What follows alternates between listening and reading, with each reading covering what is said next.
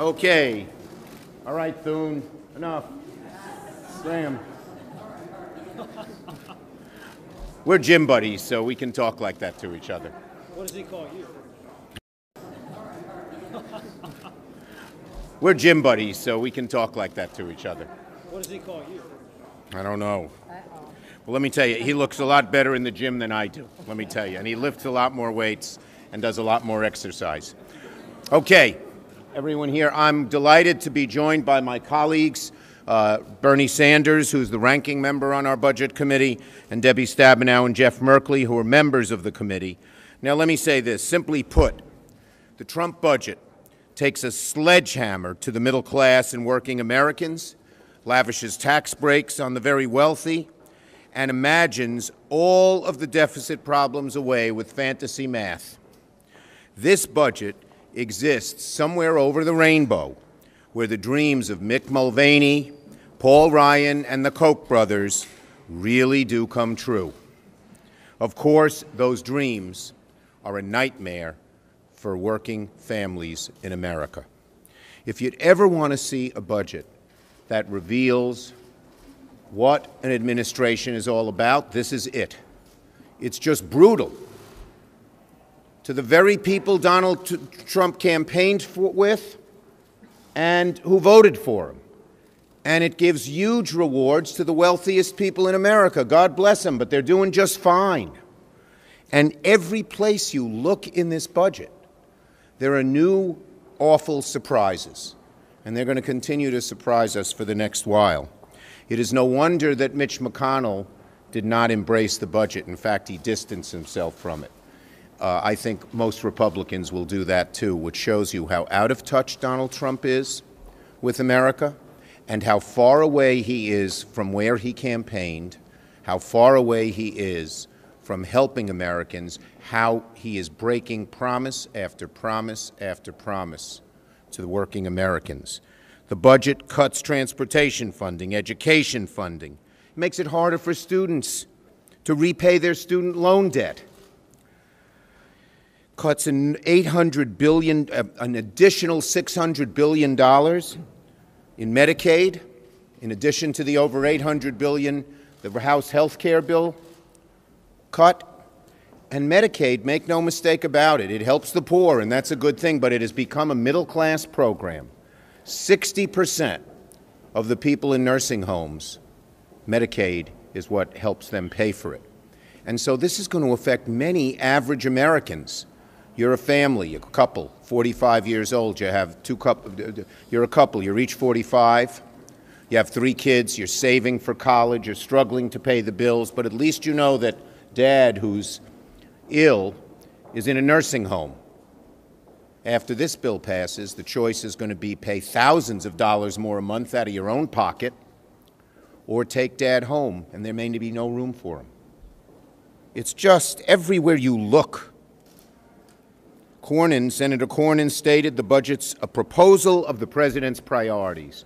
If we could assemble every American in a football stadium and just tell them what this budget is about, Trump's numbers would go down to about 5%. And that's why our Republicans are running away from it. So, and one more thing. On the campaign trail, presidential candidate Trump said he's not going to cut Social Security, Medicare, or Medicaid. Well, so far, 2 out of those 3 are now being cut. Social Security disability, which so many people need, and make no mistake about it, if they get away, if the hard right gets away with cutting Social Security disability, they'll be after Social Security old age benefits next. And of course, they clobber Medicaid. The irony of the Trump budget is that it hurts many of the people who supported him most in the campaign. That's the great irony of the budget. When you add it all up, the Trump budget is a comic book villain bad budget. And just like comic books, it relies on fantasy to make the numbers work. There's only one bit of optimism here. Our Republican colleagues dislike this budget almost as much as we do. And so if the likelihood is what happened with the 2017 budget will happen here. Democrats and Republicans will tell President Trump and his minions to stay at the other end of Pennsylvania Avenue. Let us work out a budget together that will make America a better place. Bernie Sanders. Thanks, Chuck. Let me concur with what Chuck just said. But let me add this. What this budget amounts to is an unprecedented transfer. Let me add this. What this budget amounts to is an unprecedented transfer of wealth in the United States from the middle class and working families to the very, very wealthiest people in this country. Listen to this.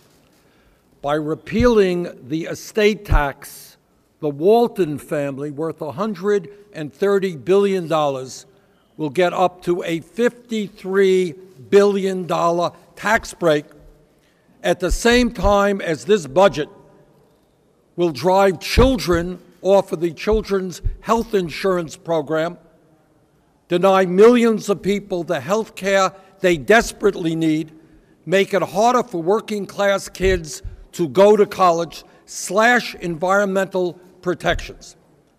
So what we are seeing is unprecedented tax breaks for the people who don't need it and devastating cuts for programs that the middle class, working families, and lower income people do need. This is a budget that is bad economics. It is immoral. It is a budget that the American people will reject, and it is a budget that must not see the light of day in Congress. Senator Stabenow. Well, thank you. First, let me underscore what my colleagues have said so far. This is a budget for the wealthiest Americans, puts more money in their pocket, and turns its back on everybody trying to stay in the middle class or trying to get into the middle class. It's really quite shocking when you look at the priorities that are revealed. And I want to specifically talk about small towns in rural America where I grew up in northern Michigan. Farmers and families in every small town will be hurt by this budget. 21% across the board cut in Department of Agriculture, plus another $231 billion in rural opportunities and jobs, all across Michigan, all across the country. Can you imagine zeroing out funding for rural and water sewer projects in small towns? Zeroing out help for small businesses to get started or expand and create new businesses.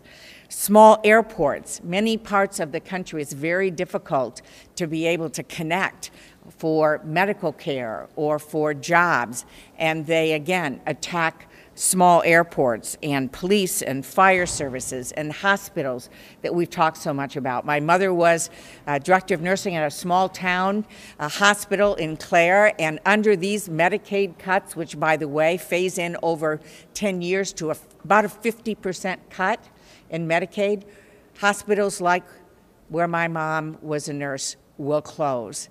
Doctors will go away, and oftentimes this is the largest employer, and those jobs will be gone as well. Telehealth or housing or the 25% cut in food assistance, where this disproportionately goes to small towns and poverty and rural communities around America. And on top of that, we're at a time for agriculture where prices are down and many family farmers are just trying to hold on. What I hear all the time from people around Michigan is they want their small town to be a place where their children will come back after going to college, to come back and be part of the community. If you got the quality of life and the jobs and you don't support technology like broadband so that you can live and grow and have a business in small towns, we won't have small towns. And it's shocking to see how Donald Trump has turned his back on them. Jeff Merkley. This is not an America First budget. This is a billionaire's first budget. And it's a rural America last budget. Rural development, cut 30%. Rural business services, wiped out. Rural renting, rural rental housing, diminished. Rural transportation, affected profoundly. payment in lieu of taxes, so important to those of us in the West who have large amounts of federal land, decreased. And of course, CDBG and home, which are used flexibly by our rural communities to take on some of their worst and most challenging problems, and even rural postal service threatened by a $46 billion cut. And then throw in the airports, throw in the ag budget, the things that my colleague from Michigan has mentioned. It's a nightmare for rural America and a nightmare for working Americans, has mentioned. It's a nightmare for rural America and a nightmare for working Americans. Questions for any of us? Senator Schumer, do you think that General Flynn should come before the Intelligence Committee, and even though he's going to invoke the Fifth, sit there, take questions, be peppered? We've seen that type of exercise before. Well, first, he ought to comply with their request for documents. There is no immunity from or Fifth Amendment rights when it comes to documents, and therefore he ought to send those over. My strong suspicion is that the committees will then ask him to come, and I think he should come. What would the next step to that be? Would you be in favor of holding it in contempt if he does not comply ultimately? Well, we'll leave that up to the committees, but he should comply, and there will be consequences if he doesn't. Republicans aren't going to follow the Trump budget in setting the spending bills, but McConnell just said he's going to be negotiating with you on the top line numbers for those spending bills. What should those top line numbers be? Should they be set to the BCA caps from 2011, or should they be higher? Just as By how we much? have in the 2016 budget and the 2017 budget, or the 2017 budget, in the 2016, we'll be laying out our principles that we will adhere to. We had great success in meeting those principles in the 2017 budget, and I suspect we'll have great success in the 2018 budget. When Donald Trump said a few weeks ago that maybe the government ought to shut down, he's putting his Republican colleagues in the House and Senate in a real box. Other questions? Have any of those talks started with the Republicans? Not yet. Have they Not yet, but we expect them to. The budget just came out. Can you, at the bare minimum, before the talks start, the Republicans have to say no cuts to domestic discretionary Yeah, spending? we will be laying out our principles shortly. Are there going to be concerted efforts on the campaign side? I see that Senator Hollins in here, so I'll ask you in terms of going after or highlighting these issues in rural states where you have... Definitely. This is a very legitimate thing to bring to people's attention, that the president's budget just hurts rural America in very dramatic ways. He got huge support in rural America. If every one of them knows about this budget, his support would diminish severely. Senator Schumer. The numbers in the Trump budget, do they take into account the Trump tax proposal? He puts in a tax. He puts in a huge tax break, and then he said, and then the budget says, but somehow they will be revenue neutral, like magic. Ain't happening.